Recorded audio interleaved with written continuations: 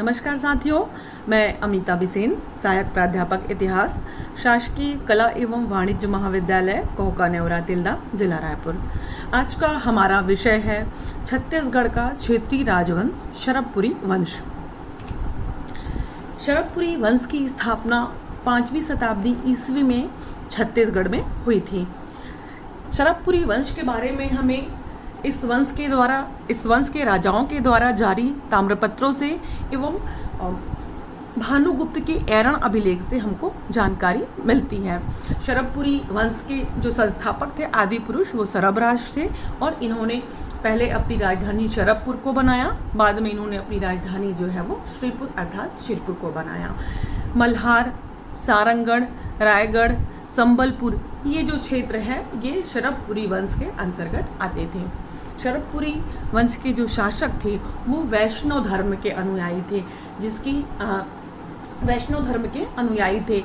इस वंश के जो शासक थे, इनके सिक्कों में हमें परम भागवत की उपाधि प्राप्त होती है और इनकी जो राजमुद्रा है उसमें गजलक्ष्मी बनी हुई है।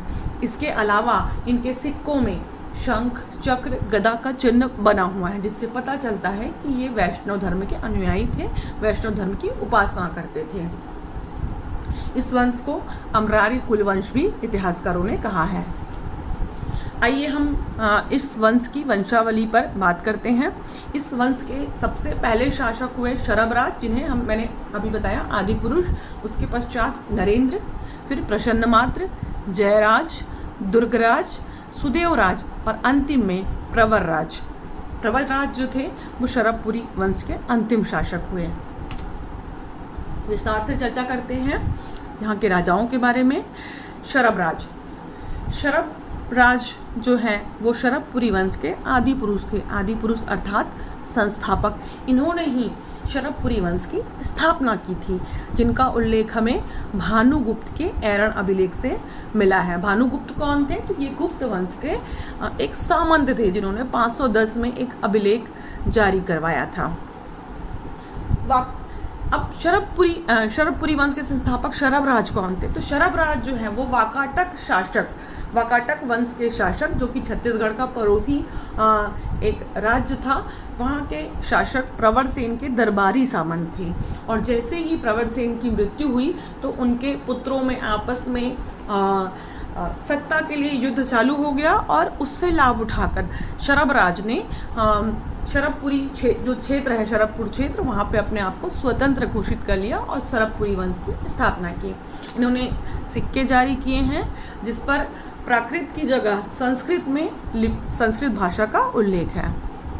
इनकी राजधानी मैंने पहले ही बताया कि शरभपुर को इन्होंने अपनी राजधानी बनाया।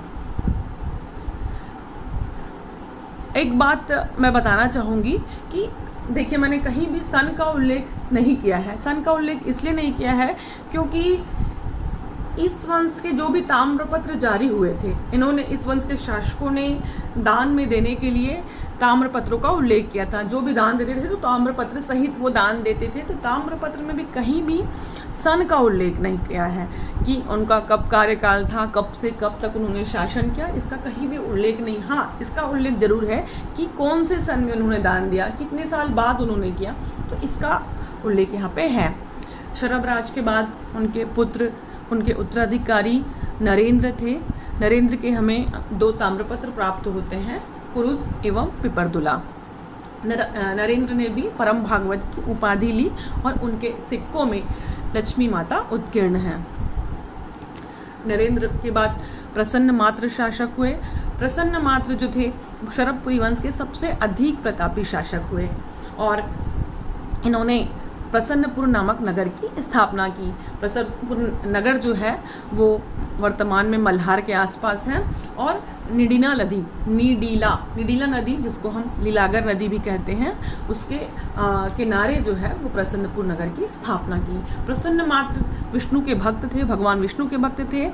इनके सिक्कों पर शंख, चक्र, गरुड़ ये बना हुआ था। इन्होंने सोने के पानी चढ़े सिक्के जारी करवाए। इनके प्रसन्नमात्र के 2 पुत्र हुए, जयराज और दुर्गराज। पहले प्रसन्नमात्र के पश्चात जयराज शासक बना, परंतु अल्पावधि में ही इनकी मृत्यु हो गई।